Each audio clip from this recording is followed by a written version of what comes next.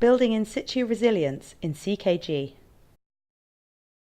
CKG is located in the historic centre of Freetown and is comprised of 3 informal settlements: Crabtown, Coletown and Greybush.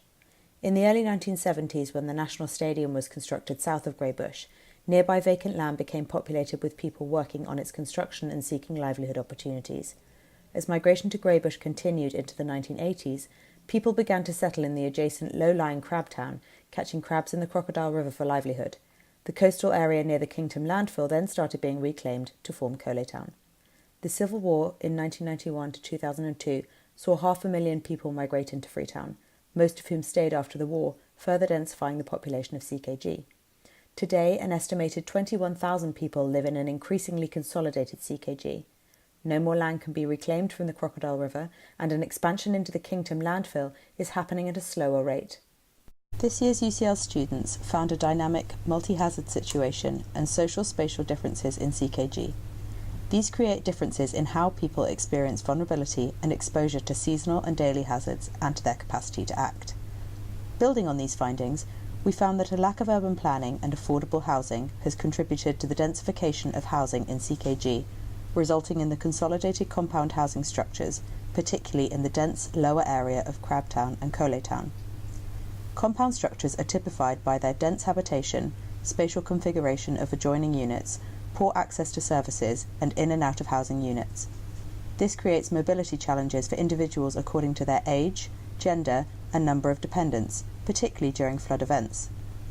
The location of compounds impacts the hazards experienced by compound residents. Variables include whether they are built on safe or banked land, their position within the topography of CKG, and proximity to hazardous areas including the landfill or the narrowed Crocodile River. This year, we've focused on flooding hazards since they intersect with compound housing and cause residents to seasonally leave their homes and return. This bouncing back and forth within and out of CKG settlements is a dynamic which was verified by the CKG community leaders during focus group discussions. The duration of these dynamics is influenced by the frequency and severity of flooding and the degree to which coping capacities are preventative or reactive. The type of flooding event is also a key determinant, from intense flash flooding lasting a few hours to prolonged periods of flooding which displace people for a number of months. Livelihood opportunities, a lack of affordable housing alternatives, and a strong sense of belonging within each community drives residents to return, rebuild, and repopulate risk-prone compound locations. However, whilst bouncing back is a coping mechanism, residents may return to former precarious living conditions, creating a risk trap. This year, our research has shown that the disaster recovery process can be leveraged as an opportunity to enhance existing social and kinship networks, which can enable residents to bounce forward in disaster recovery by moving to less hazardous areas in the settlement or upgrading existing housing, thereby reducing vulnerability and building in situ resilience. That is, building resilience where people are without their relocation. We propose this may provide an alternative to relocation strategies which disrupts vital social networks. However, we found that the ability for people to leverage social networks for flood recovery is influenced by their social identity and status, which in turn will influence individual trajectories for flood recovery. We spent 5 days in the community undertaking transit walks, interviews with landlords and tenants, focus groups with women and men in which participants plotted their compounds and safe areas during flooding. We also interviewed 3 individuals from CKG to understand how their social networks support them during and after flooding events and impacts their relocation trajectories. One of the residents we interviewed moved from the lower to a higher area of Greybush after flooding in 2015. When I came into this community, I was living here because this land was owned by my uncle. I'm one of the members of CDMC. Yes. So normally for here, when flood come, I will go around and tell people, hey, let's move up and let's go to the upper part up because we don't have flood upper part here. Okay. His membership of the CDMC and FEDERP means he is one of the first people to hear warning of flooding events, enabling him to identify and help exposed and vulnerable residents within his community. Moving within his community meant he retained the neighborhood network in which he realized to provide childcare, enabling him to go to work and protecting his sense of security and belonging within CKG. Yeah, it's safer a little bit because they have banking. Yeah. Another resident we spoke to is recognized for her childcare responsibilities in her community. When her house was severely damaged by flooding in 2015, ensuring the safety of the community's children made her a key stakeholder in the flood recovery process, especially for her neighbors and friends whose children she helped to the national stadium or other safe areas. This resident is a member of a flexible Osusu savings group which provides her quick access of money in emergencies. Such flexibility is particularly important to enhance women's coping capacities and facilitates this resident to improve her situation after flooding, thereby bouncing forwards. A third resident plays a key role in her community's flood recovery process each year. As a resident of Upper Greybush, which does not get flooded, she is in a position to host flood victims, many of whom are strangers to her, from lower areas of CKG, providing them shelter, food, and medicine. During flooding, this resident also goes to rescue any friends and family who may live in lower areas. Despite Crabtown, Colleytown, and Greybush each being distinct settlements, social cohesion exists across all three, in the form of social networks which people use to return after flooding events and to bounce forwards and better their situation. These are faith-based organizations, family, friends, neighbors, saving groups, and CBOs, including the CDMC and youth groups which reinforce. Our final days in Freetown involved a workshop with 37 stakeholders from across CKG, representing these 6 social networks, which we found to be instrumental in the flood recovery process.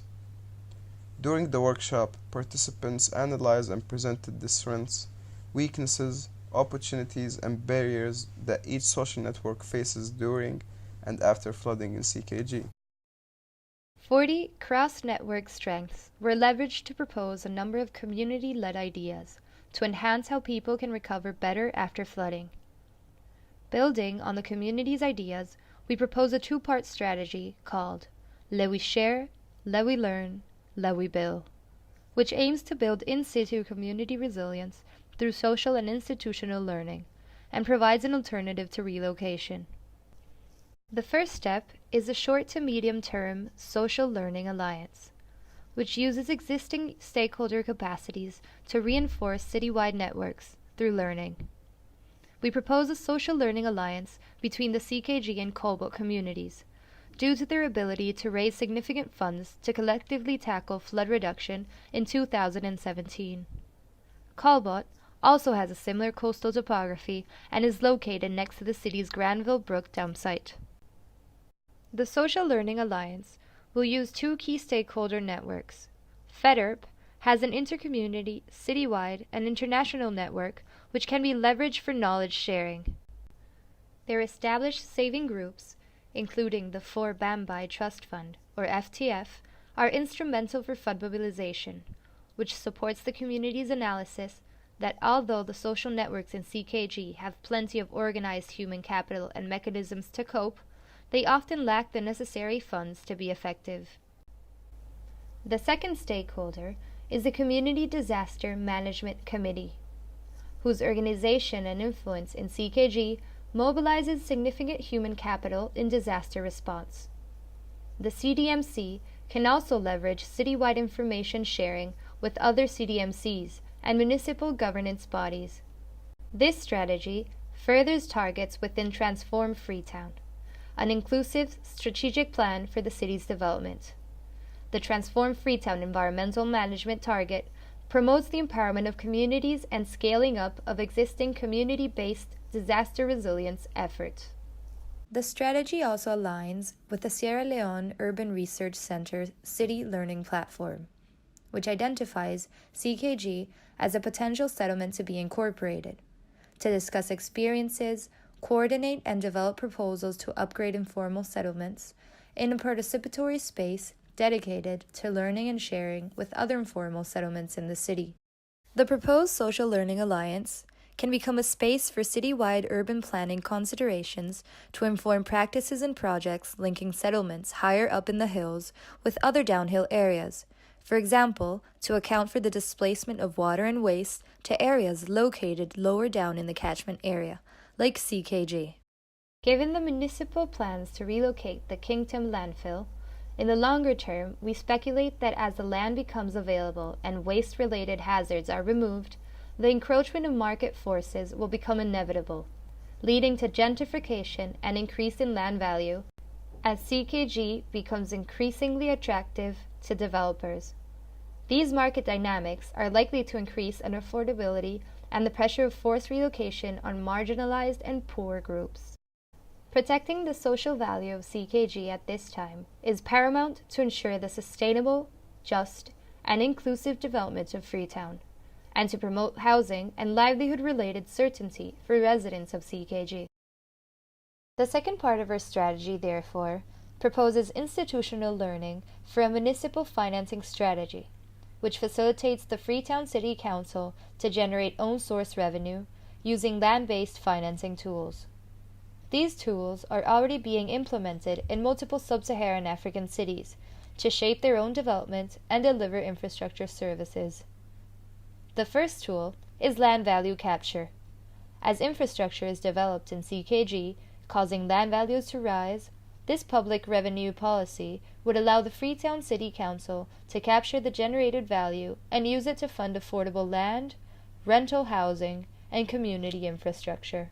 The second tool is development contributions, where developers and landowners are incentivized by the FCC to allocate economic resources for investment in affordable housing and infrastructure projects. The Transform Freetown Plan includes urban planning and housing targets to construct over 5,000 quality, low-cost housing units by 2022, and develop the City Council's mandate to tax property development-related activities.